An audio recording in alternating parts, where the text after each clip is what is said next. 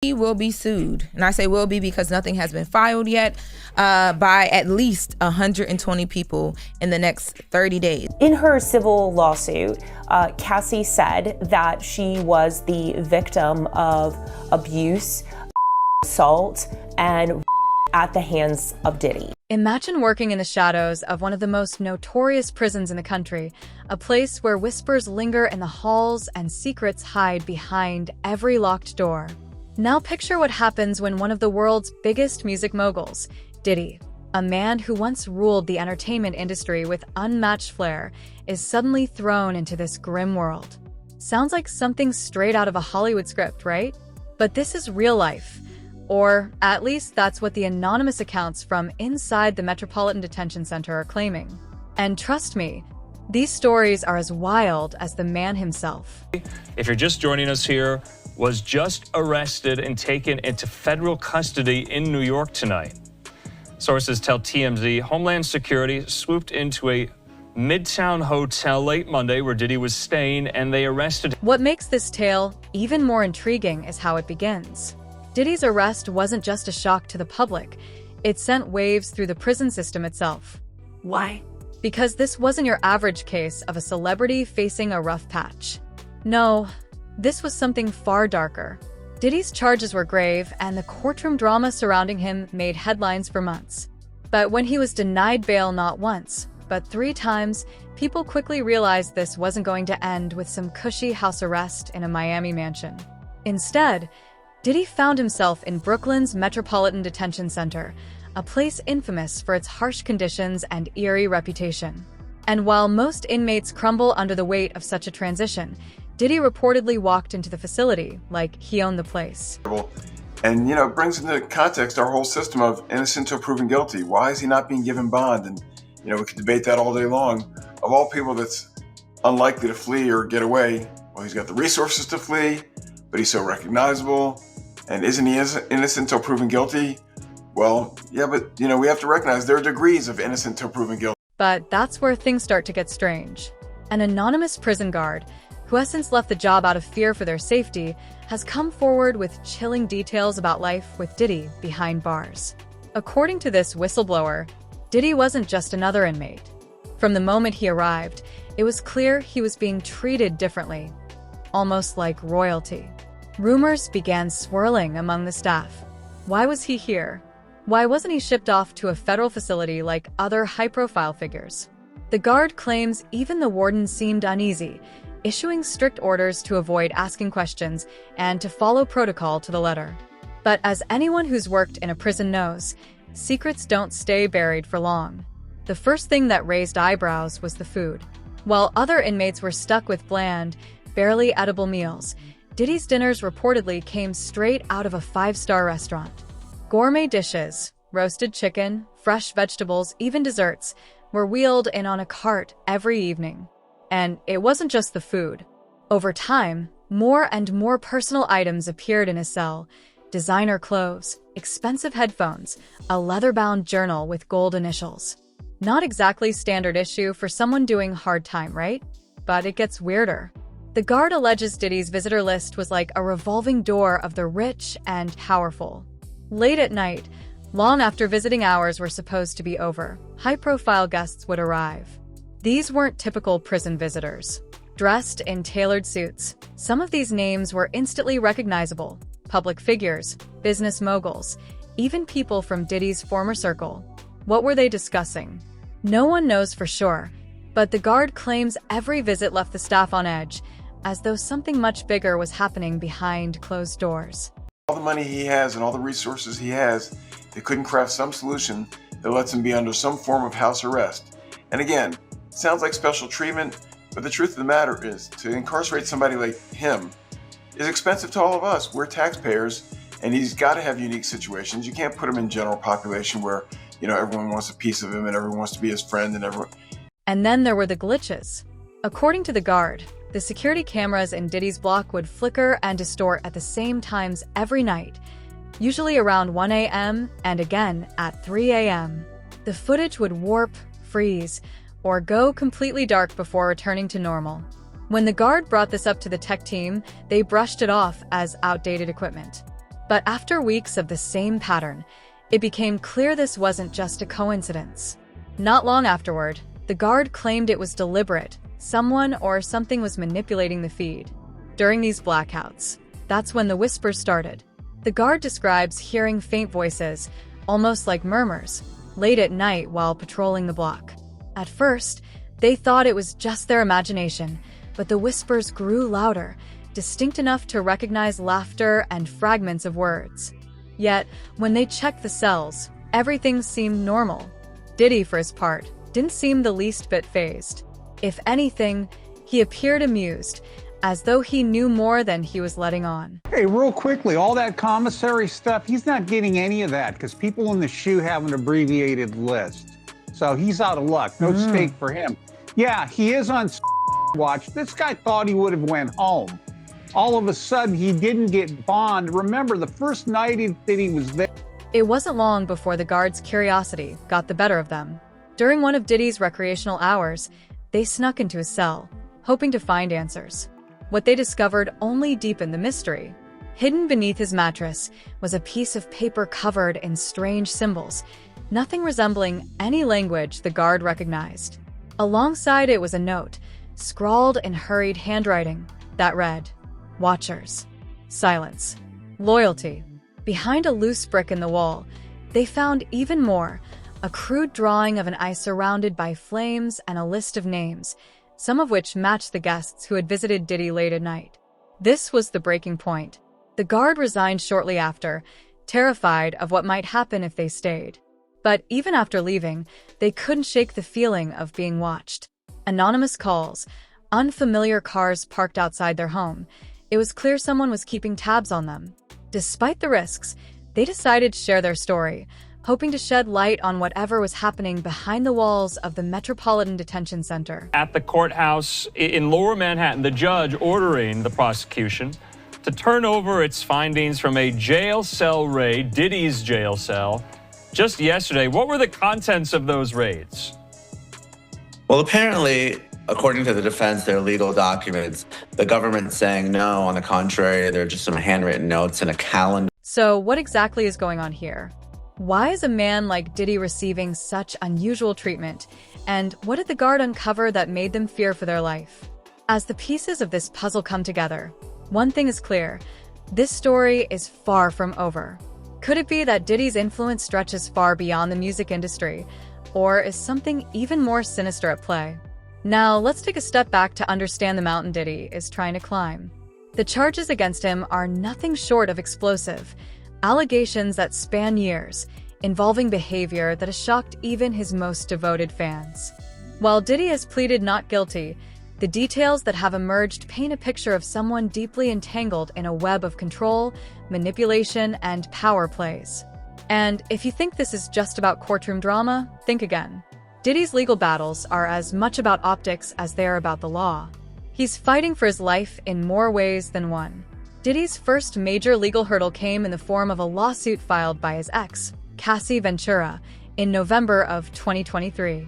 Cassie's claims were nothing short of jaw-dropping, alleging a decade-long cycle of control and abuse during their on-again, off-again relationship. According to her lawsuit, she described being held in a situation where she felt she had no way out. But here's where things get even more intriguing. The case was settled just one day after it was filed. No trial, no public dispute, just a quiet agreement to their mutual satisfaction. While some saw this as Diddy trying to put the issue to rest quickly, others couldn't help but speculate. What was he trying to keep out of the public eye? After all, settling a case doesn't mean innocence. It just means you're willing to pay or agree to make the problem go away. Diddy's mom has finally spoken out amidst everything that is happening right now. Janice Small Combs provided a statement to some outlets via her attorney. So she starts off by saying it's very heartbreaking to see her son judged not for the truth, but for a narrative created out of lies. But if Diddy thought putting Cassie's claims behind him would calm the waters, he couldn't have been more wrong. Just days after that settlement, 2 more women came forward with their own lawsuits. They accused him of similar behavior, detailing incidents that allegedly occurred decades ago. One of these cases involved a woman who claimed she was mistreated by Diddy and his associates while she was still in college. The timing of these lawsuits wasn't random. They were filed under New York's Adult Survivors Act, which temporarily lifted the statute of limitations to allow victims to seek justice for incidents that happened long ago. What's interesting, though, is how Diddy's legal team has handled these claims. They've consistently denied every accusation, calling them fabricated and a blatant money grab. His lawyers have been vocal, arguing that these allegations are nothing more than attempts to exploit his fame and fortune. And while that's a narrative that might work in some cases, the sheer volume of accusations makes it harder to dismiss. The court of public opinion doesn't wait for verdicts. In the eyes of many, where there's smoke, there's fire. And for Diddy, the flames are threatening to burn everything he's ever built. To tell the truth, so hopefully we can get down to the bottom of this. I'm 100%, the charges against me are 100% false, and hopefully due to time, we'll start to... But let's talk about his defense strategy, because this is where things get really interesting. Diddy's legal team isn't just playing defense, they're going on the attack. His lawyers have filed motions to dismiss some of the lawsuits outright, claiming there's no credible evidence to support the allegations. They've also pointed out inconsistencies in the timelines and argued that the claims are too old to be proven. This isn't just about winning in court, it's about creating doubt in the minds of the public. If they can convince people that these accusations are exaggerated or outright false, they can at least salvage some of Diddy's reputation. Then there's the question of witnesses. Reports suggest that Diddy's team has been working overtime to secure statements from individuals who can vouch for his character or provide alternative accounts of the events in question. But this has raised another issue: the possibility of witness tampering. When Diddy was denied bail for the third time, the judge cited concerns about his influence and the potential for him to interfere with witnesses. This is a man who, for years, has been surrounded by people who owe their livelihoods to him. If he wanted to sway someone's testimony, would they even have the option to say no? No, I'm not surprised by the ruling because, as she cited in her order, there are very serious allegations about the danger that he potentially poses to other witnesses and the public at large. There are allegations that he has, been violent with others. He's also attempted to allegedly intimidate other witnesses and still contact witnesses while incarcerated. What's even more unsettling is the rumor that some of these potential witnesses have already disappeared from public view. Insiders close to the case claim that a few individuals who were once vocal about their knowledge of Diddy's alleged behavior have suddenly gone silent. While there's no concrete evidence to suggest foul play, the timing is suspicious enough to raise eyebrows. One legal analyst speculated on a recent podcast that this could be the result of behind-the-scenes negotiations, where loyalty is bought, not earned. Whether it's fear or financial incentives keeping them quiet, the absence of these voices is creating even more intrigue around the case. Adding to the drama is the alleged involvement of private investigators hired by Diddy's legal team. According to unverified reports, these investigators have been digging into the lives of the accusers, looking for anything that could discredit their claims. From financial records to former relationships, it seems no stone is being left unturned. Critics argue that this tactic, though legal, crosses an ethical line, especially when it comes to cases involving such sensitive allegations. But for Diddy, who's fighting not just for his freedom but also for his legacy, this aggressive approach might be his only shot. Say that again. Say that again. Back up. You're saying that there's tapes and they're being shopped? Yes, there have been people already shopping. We've heard about the tapes, but yes. The shopping thing is... Yes, there already have been tapes leaking around Hollywood, being shopped around to individuals in Hollywood. But one particular person contacted me to shop a particular video they were in possession. And yet, even with these bold moves, cracks are starting to show. Legal experts have pointed out that Diddy's team is walking a very fine line.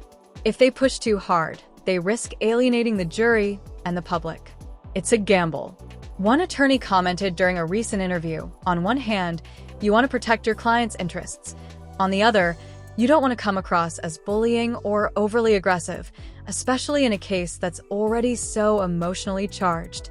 This balancing act adds yet another layer of complexity to a trial that's shaping up to be one of the most watched in recent memory. And let's not forget the legal firepower he's brought to the table. Diddy's lawyers aren't just any lawyers, they're some of the best in the business, known for representing high-profile clients in cases where the stakes couldn't be higher. One of his lead attorneys, Mark Angelo, has a reputation for being ruthless in court. He's the kind of lawyer who doesn't just play by the rules, he bends them to his advantage. In a recent statement, Angelo claimed that Diddy was focused, strong, and ready to fight. But how much of that is true, and how much is just smoke and mirrors? After all, the man sitting in a prison cell today isn't the same one who used to dominate red carpets and award shows. Fact occur, their argument is more than likely going to be that this activity was consensual, that this person was a willing participant, and not only that, but that these individuals assumed the risk of being present at those parties, of engaging and voluntarily engaging in this conduct and being in those spaces, consuming alcohol and things of that nature. Speaking of his time in prison, let's dive into how Diddy is handling life behind bars. The guard from the Metropolitan Detention Center may have hinted at special treatment, but let's be real, no amount of gourmet meals or luxury headphones can replace the freedom Diddy once enjoyed, and he knows it. Insiders claim that he's been working out religiously, trying to stay in shape both physically and mentally. But there are also reports that he's struggling. His most recent court appearance stunned onlookers, with many commenting on how much thinner and older he looked. Elizabeth Milner, a reporter for Law and Crime Network, described his transformation as astonishing, noting the stark contrast between his glamorous pre-arrest lifestyle and his current reality. And while Diddy's legal team insists he's in good spirits, the whispers from inside the prison tell a different story.